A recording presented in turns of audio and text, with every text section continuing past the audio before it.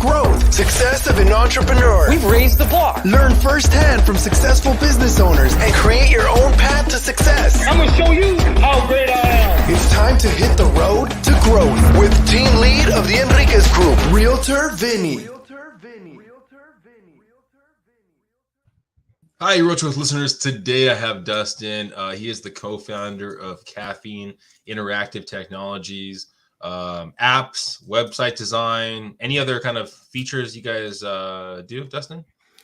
No, it says really, we focus a lot on product strategy and business strategy. I think that's kind of our differentiator. We're not just, your typical dev agency, and try to work with companies on the problems and the value, trying to bring value to them and the problems that they're trying to solve.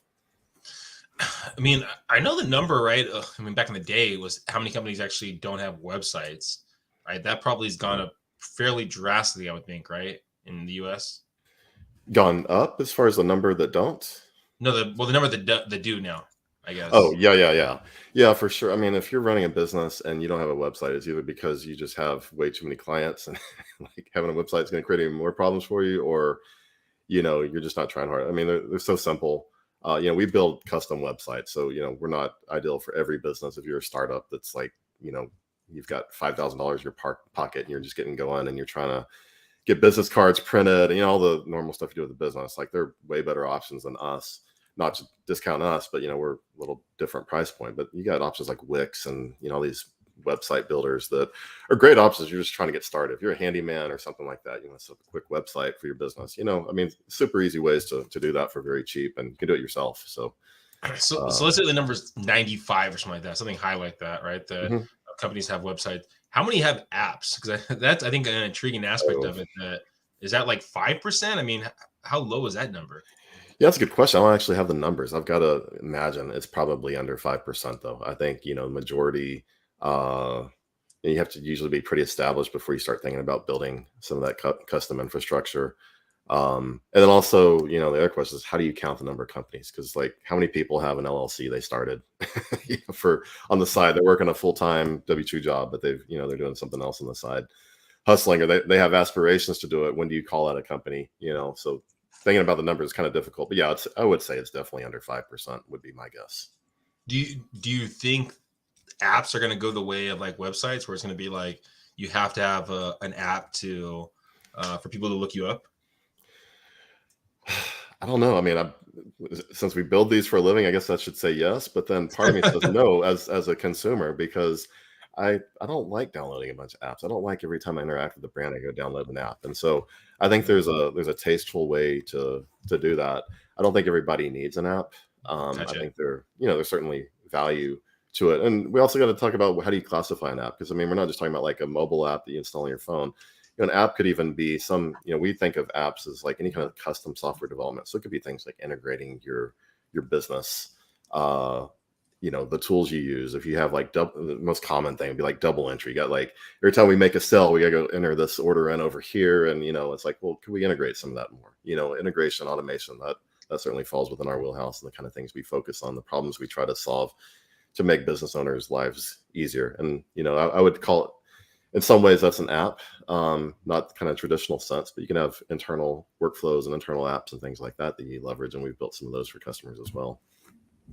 I mean, rewinding a little bit, kind of going to a young Dustin. I mean, was young Dustin into computers, into like design? I mean, who is young Dustin?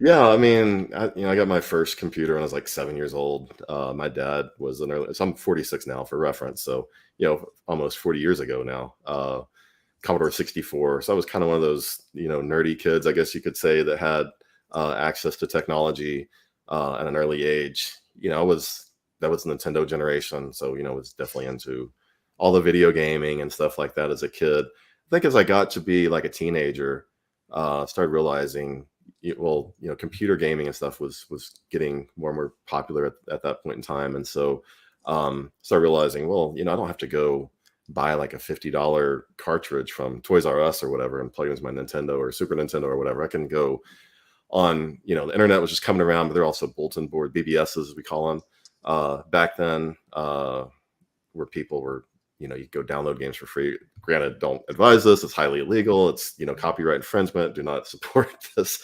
I was a kid, had access to a computer.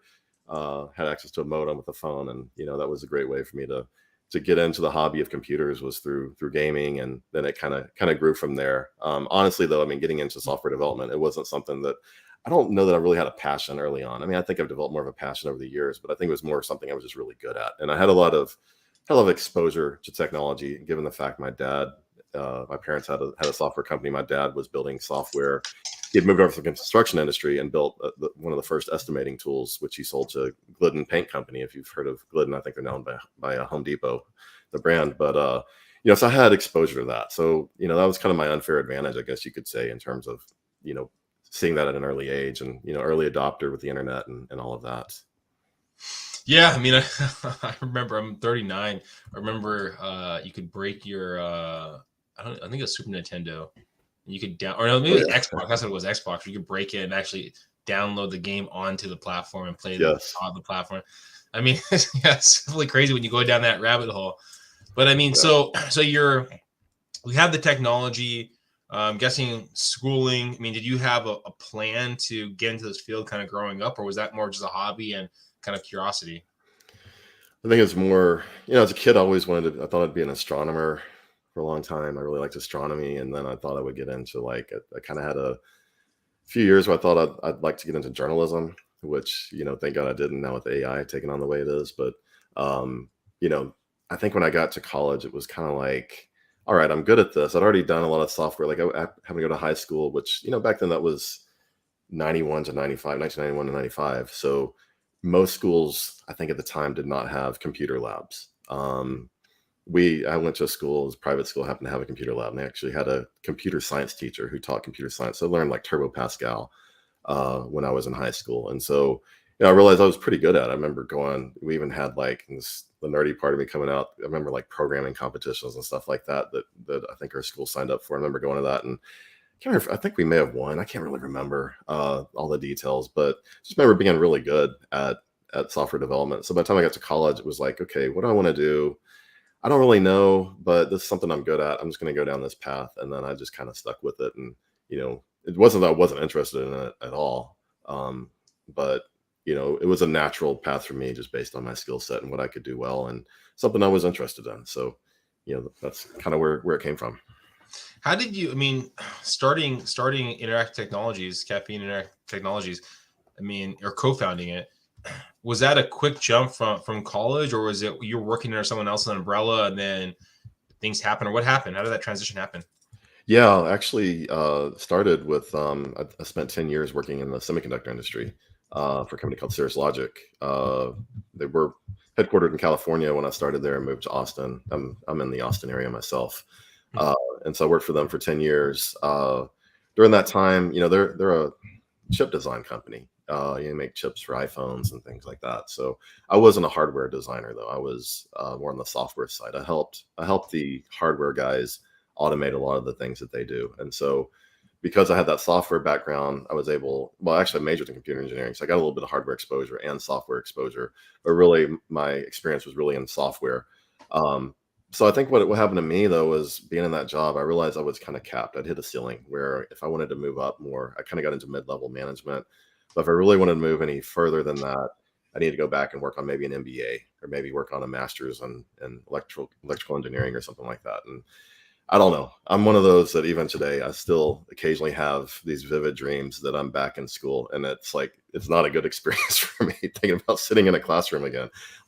No offense to anyone who's going through that, but I just, I'm a little bit introverted. And the idea of going back into a classroom setting and working on a degree just at my age just isn't appealing at all. So I didn't want to do it even back, we're talking about 2008, 2010. So I started doing some side hustles in affiliate marketing.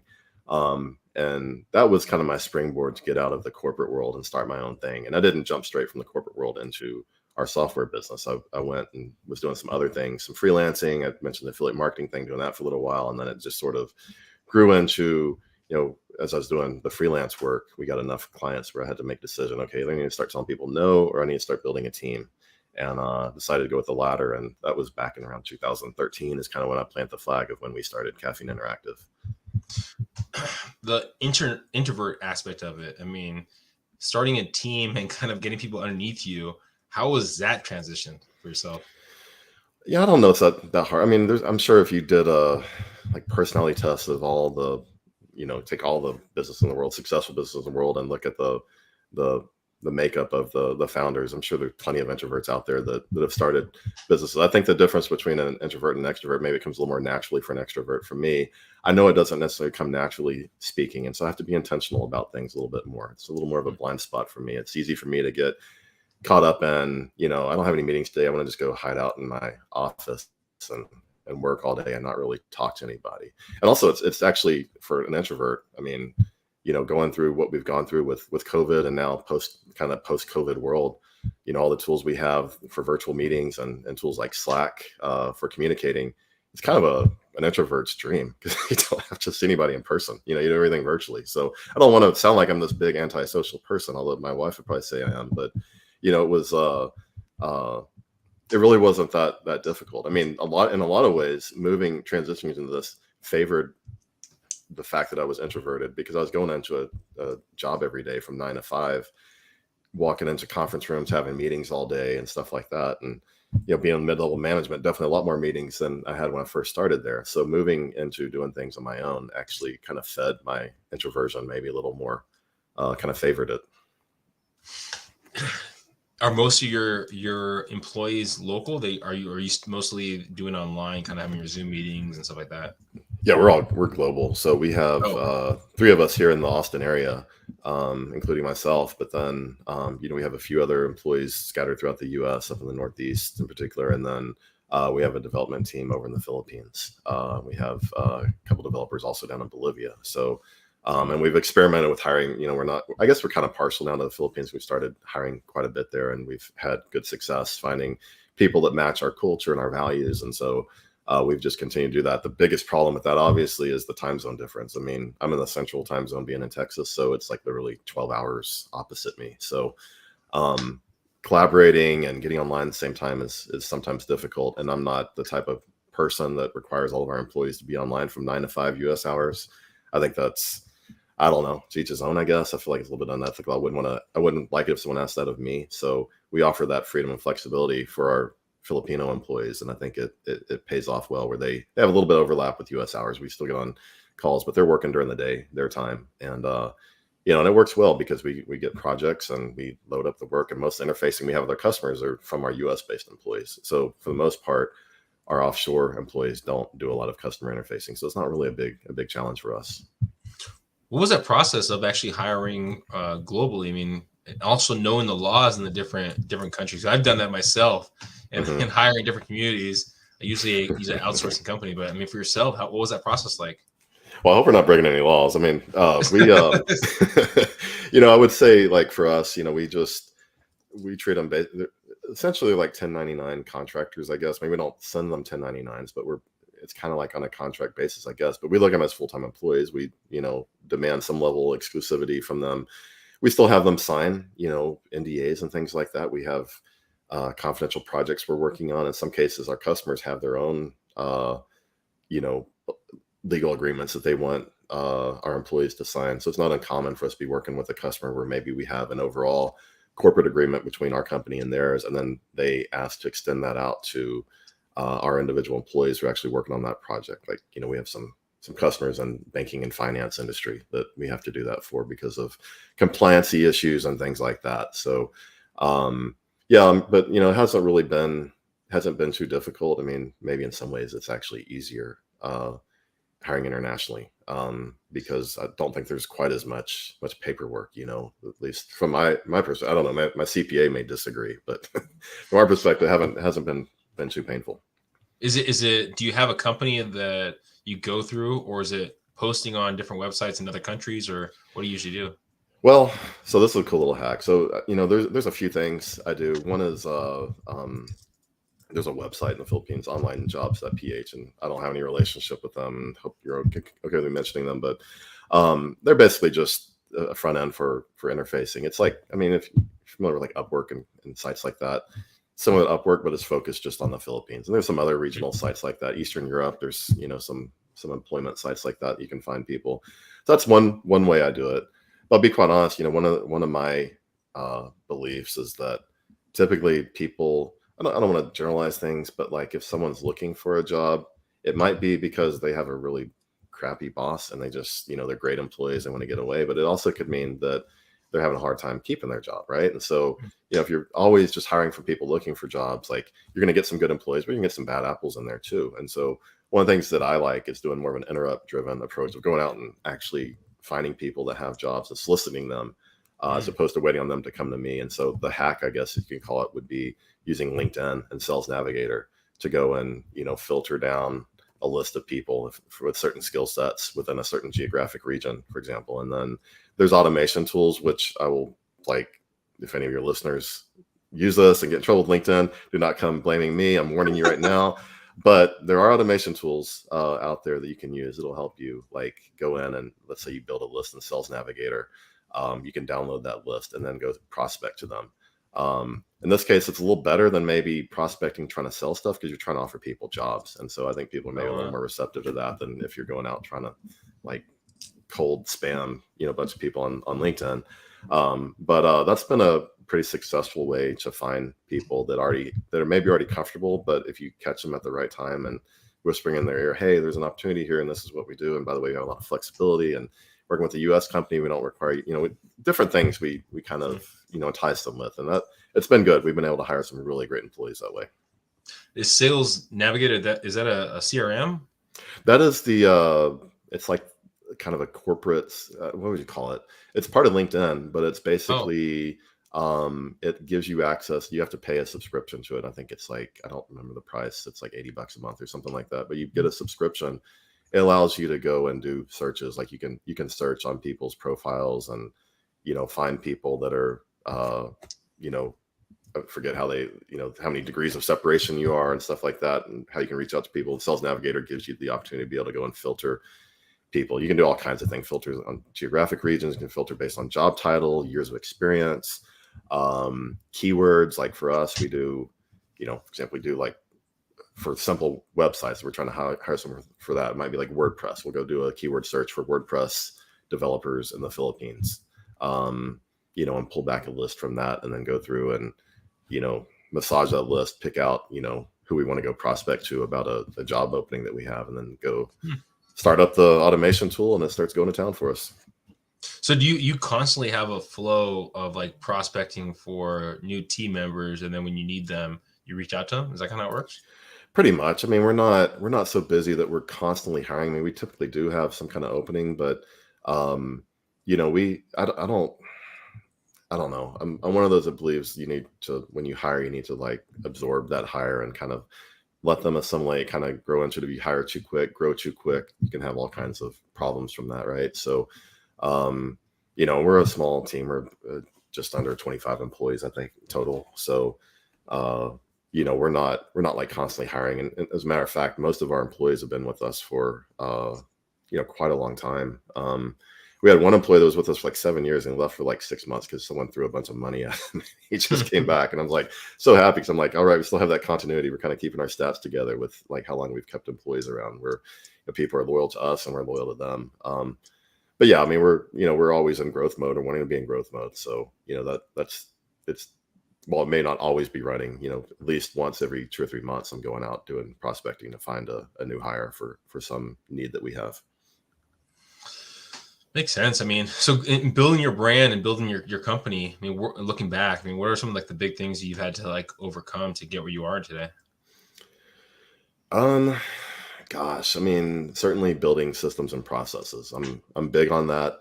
I don't feel like our company always reflects that. I think we can always do a better job on that, but just building out those systems and processes and figuring out how to do those things. And, I mentioned earlier, I think we're talking about journalism or something, I mentioned AI. As that comes into play now, that's kind of reshuffling the deck again. And there's a lot of great opportunities out there to automate your business. And so that's something that has been a big focus of mine, a big challenge to find ways to just how do we handle relationships with customers? We do a lot of agreements where we might have a customer who's on retainer, which means basically, they're paying for a bucket of hours and we're supporting them. We need to have some accountability around how we're using the retainer, and we have employees working on their projects. We need to run reports. And so how do we do that? What tools do we use? Where are the gaps at? We need to go build additional software, and we have at times built our own internal tools to help us with some of that interfacing with our customers. So that's been a big challenge. That's another challenge is the fact that, we're a husband and wife founded company. So my background is in building software. My wife's background is in product strategy as a product manager, not project manager. I want to be clear on that, product manager. And so we have the technology side covered really well, but we don't have covered really well as sales and marketing, which is okay because the overwhelming majority of our clients come through referrals, which, speaks to the fact we're doing a good job. At least I think we're doing a good job with our clients, and, they're reciprocating by referring us out to their friends and coworkers and everything else. And so, but I've always envisioned being able to have almost like a spigot I can go turn on and leads come falling out. And then when we fill up our pipeline, it's all full, we turn it off and we go, do that work. And when we need more leads, we turn the spigot back on again. And we haven't quite figured that out. And I'm oversimplifying it, of course, but that's something that I'm not a marketing guy, neither is my wife. So that's something that there's been a challenge for us to build out those resources and that ability. And I've tried things like outsourcing it, hiring a marketing company to come in and help us with certain things. And we have some marketing resources on our team, and we do some lightweight marketing ourselves. Like if you look at our website, you'll see we actually advertise marketing services, but to be quite honest, that's really kind of like most website agencies that go out, and we have to have some marketing knowledge in order to be able to build successful websites and successful products for our customers. But if someone's wanting to do like a deep dive on SEO or something like that, that's not something that we necessarily do. We have partners that we work with who help us with those sort of things. But that's been a big difficult I kind of got off track there, but that's been a big problem for us. Just the fact that we, like us as co-founders, we're not salespeople. And I think when you start a business, the number one thing you have to do is be able to sell. And so that's something that I kind of ignored for a long time. And I finally, something had kind of a kick in the butt a couple of years ago, realized this is something that as a business owner, I have to do. I've got to be good at selling. I've got to be good at marketing. Doesn't mean I don't outsource or hire people to help me with that, but I have to be able to do that. And, so I've taken on that challenge. What's the mindset or the process? I mean, if it's down the road where you bring on this marketing agency or marketing individual, right? Because it seems like most likely you brought on, I mean, it may be separately from like your financial advisor or your financial department. Most of these people are kind of under the pyramid, I guess, under you, and kind of you've already kind of walked their steps. And especially with the sales aspect of it, I mean, especially if you don't like it too much, and most of it's been referral based, you're gonna have to almost give freedom, I guess, to that individual. Yeah, and I don't know it's necessarily that I don't like it. I mean, there's an element of that, I guess, but like I think it's just something I've had to accept as part of the job. And rather than looking at it as like this this burden on me, I've embraced it more as a challenge. And when I look at it through that light, it's excited me. I mean, we've done things like I've hired like a sales coach, a team that helps us with kind of outside counsel when we're thinking about how to market ourselves and how to position ourselves. Early on, we tried hiring a marketing agency and paying them like $5,000 a month, and we didn't get a single lead out of that. We did it for like 12 months, and I don't know why we did it for that long, but I had like a bitter taste in my mouth from that experience. I was just like, I don't really want to do that again. And so I realized that, we're successful when we hire developers because I know how to do software development.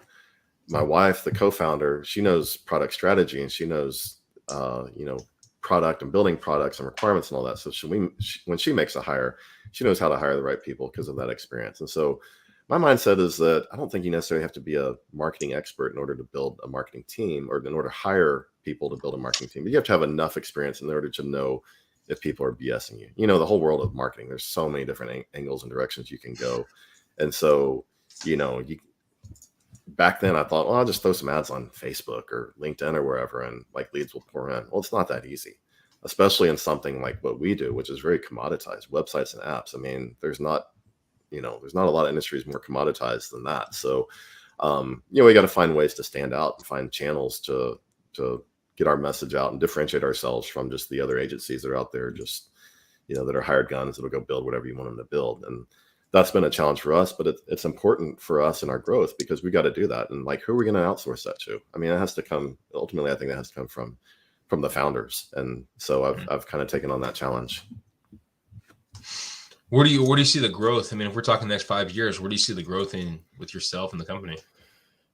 That's a good question. I mean, with all the no code stuff, the AI stuff coming into play, I think everyone's kind of a little bit concerned about what's going to happen.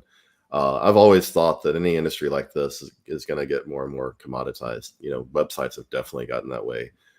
There's still a strong need for custom website development, but I think there'll be more and more options. A system like WordPress, there's a huge ecosystem of plugins and the theme frameworks and stuff that are out there for WordPress now. You can easily throw up a WordPress site, drop in some plugins, and create a pretty custom experience just off the shelf without having any coding experience. I think that's going to continue to happen on the app development side.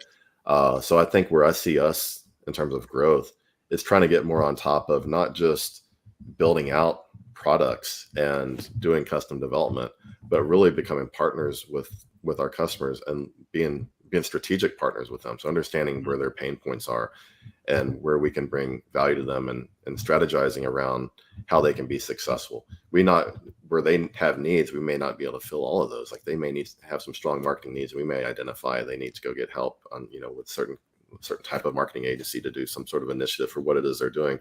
But if we can be there to be that resource to help them solve their problems, even if it's not us, if we're working with other partners, that's where I see us having, provide more value. Because if you're just a hired gun sitting out there waiting for the next contract to come in to go build something for someone and they're calling all the shots, telling you what to build, and you're just saying yes, I think that's something that's going to go away more and more over time. It's going to get harder and harder to compete in that space. Before I forget, Dustin, what's the best way of people reaching out to you if they have questions about website, app design, or any other products you guys offer? Yeah, best way is just go to our website, caffeineinteractive.com, fill out the form. We're a small company, so I see every submission, even the spam stuff I see on there. So just go there, fill out the form. That's the easy way. Like my email address, dustin@caffeineinteractive.com. Happy sharing that as well. I think I've got my contact info on our website as well. So that's the easiest way to reach me.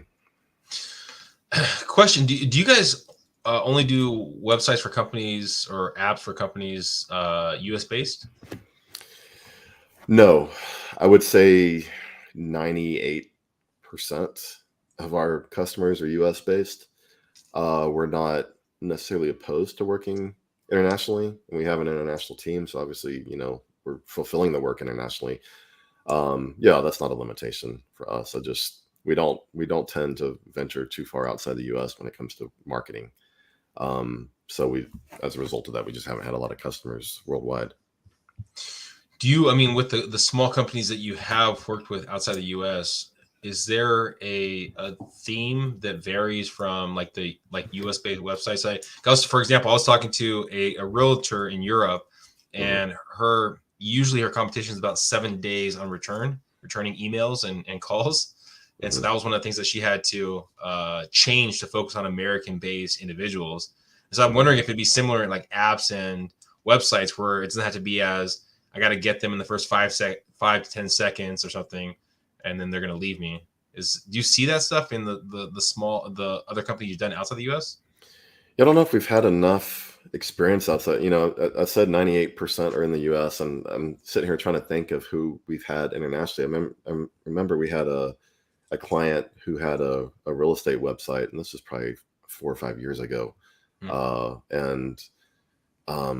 So I don't know that I have a big enough sample size with that. And I guess that's probably also why, that's one of the challenges. Like when people think about, just take a step back here and talk about building apps, for example. Like if you're going to go hire, this is a problem we see all the time. You go outsource your app idea, you go find someone who will build it for pennies on the dollar offshore. Well, one of the problems you have is just like, especially like real estate, for example, just explaining stuff like how does the address system work in the United States? Like, what is a street address? What is a zip code? Those sort of things. It's like those basic things that are like part of our culture here in the US, and they have their own system. It's not like it's completely different outside of the US, but everyone, zip code may be a foreign concept to someone in the Philippines, for example, right?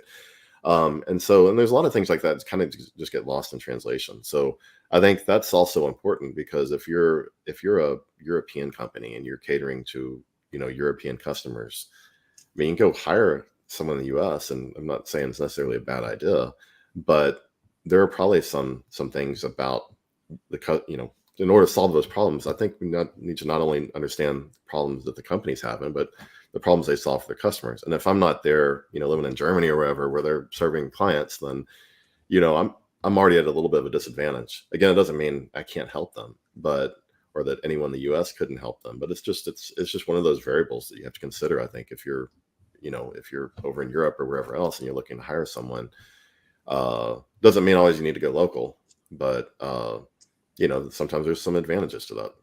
So I guess locally then, being that you're in Austin, but you have people across the US, how does it change from community to community in the US? Does it change that much? How websites are designed, layouts of it, or what kind of research goes into, I guess, you assessing the company and then kind of figuring out what's the best strategy for them?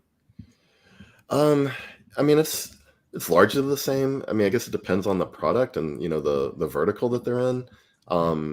I think that's probably the more differentiator, because we work with a wide variety of industries. And so, sometimes different industries have just weird oddball kind of things that we have to learn on the fly if we're not experienced with that industry. If we are experienced with that industry, it puts us in a position of an advantage. So I think that's probably a bigger concern than, say, geographical. But like, even from a geographical perspective, it still comes up because there's things like GDPR and like cookie policies and stuff that we hear a lot about now. And California has their own policy that's specific to California, that, California websites need to adhere to some extra things that others don't. And then there's, certain regions where, I think accessibility is a big thing with the Americans with Disabilities Act. We're hearing more and more about people who may put up a website, and then just like if I go open a restaurant, I've got to have like handicap access and ramps and stuff for people who are disabled to be able to access. Well, the same concept applies if your website is your storefront.